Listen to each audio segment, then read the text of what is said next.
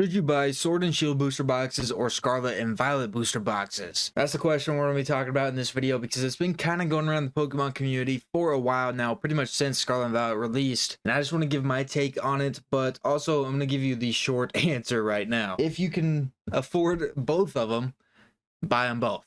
That's pretty much the short answer. If you got the money to do so, get you some Scarlet and Violet, get you some Sword and Shield if you don't already have Sword and Shield, if you're newer to the hobby, I guess. Because that's what I faced a little bit, is I got into Sword and Shield when I really got back into Pokemon after, you know, just kind of messing around with cards as a kid, but more of the opening / investing side.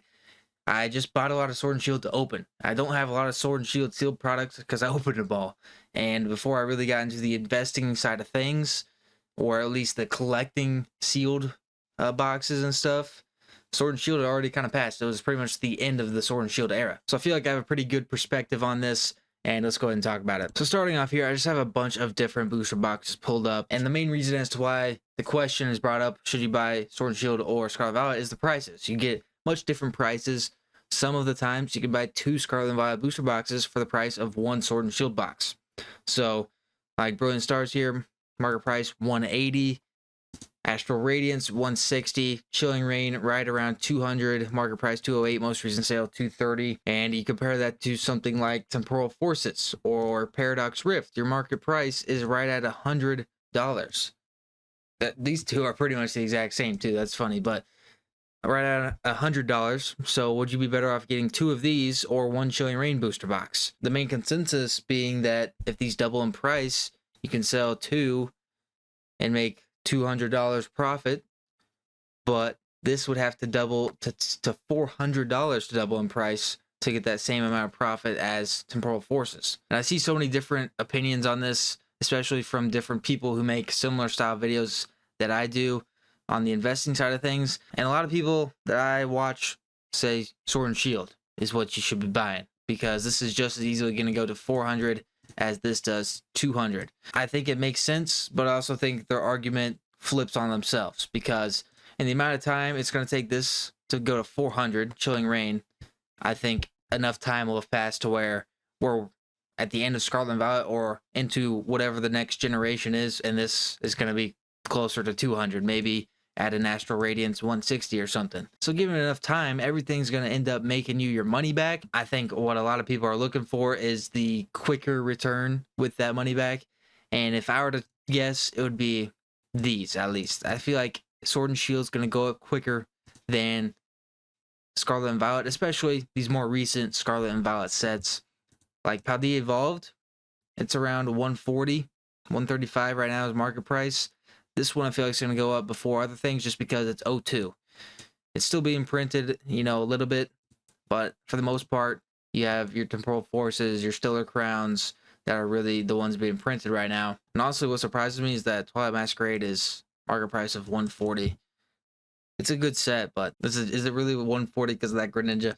Like I'm still not bought in on the set. The thing with me on this debate here is that I don't really have an opinion to give you. My opinion is that they're both solid pickups, and it doesn't exactly matter whether or not you get Sword and Shield or Scarlet and Violet. It mainly depends on you and what you want in your collection to sell later. Because just thinking about all these sets here, Brilliant Stars, Astral Radiance, Chilling Reign, Fusion Strike, Lost Origin, whatever, we already know what the big dog is. Evolving Skies, 700 a booster box. That's the big dog, and I even see a lot of people say to buy it at this price if you can.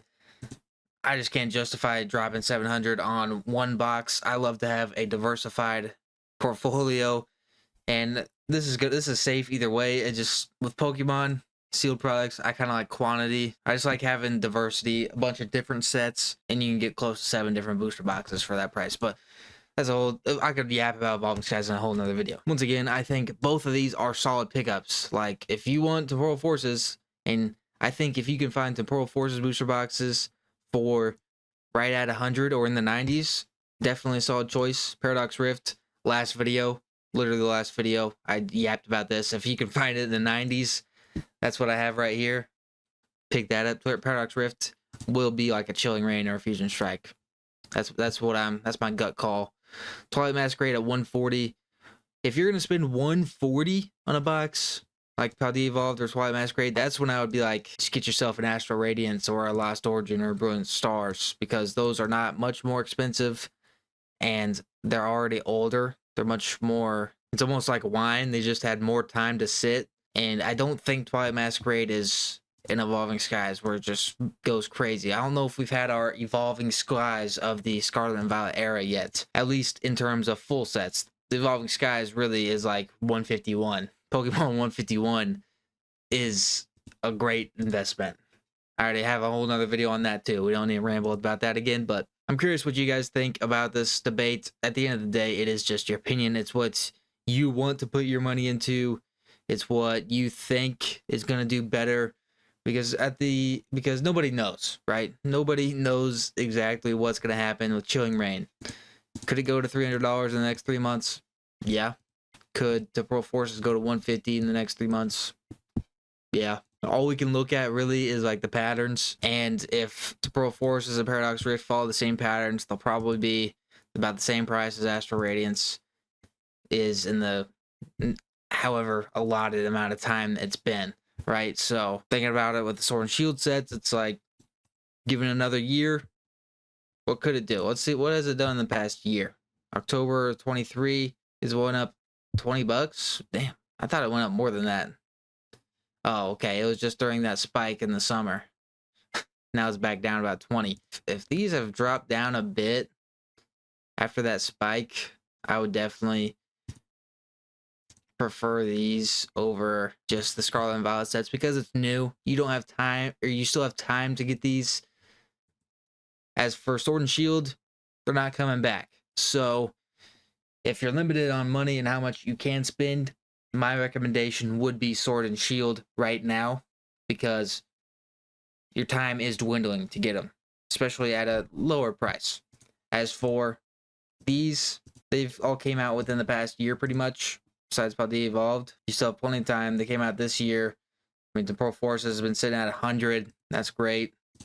Paradox Rift also sitting at good prices. So you got time to get these. Sure, you could get 2 of these for maybe the same price as a Chilling Reign, but once again, that's up to you. Do you want Chilling Reign in your collection, like a sealed booster box of Chilling Reign? If you don't, that's okay. Get whatever you do want. I'm kind of torn on this subject overall. I think either one's good for you, to be honest. Like I've said multiple times, it's up to you. At the end of the day, that's what a lot of the investing side of Pokemon is what you want to invest in is really up to you. A lot of people will tell you, buy this, buy that. You're dumb if you buy this. You're smart if you buy this.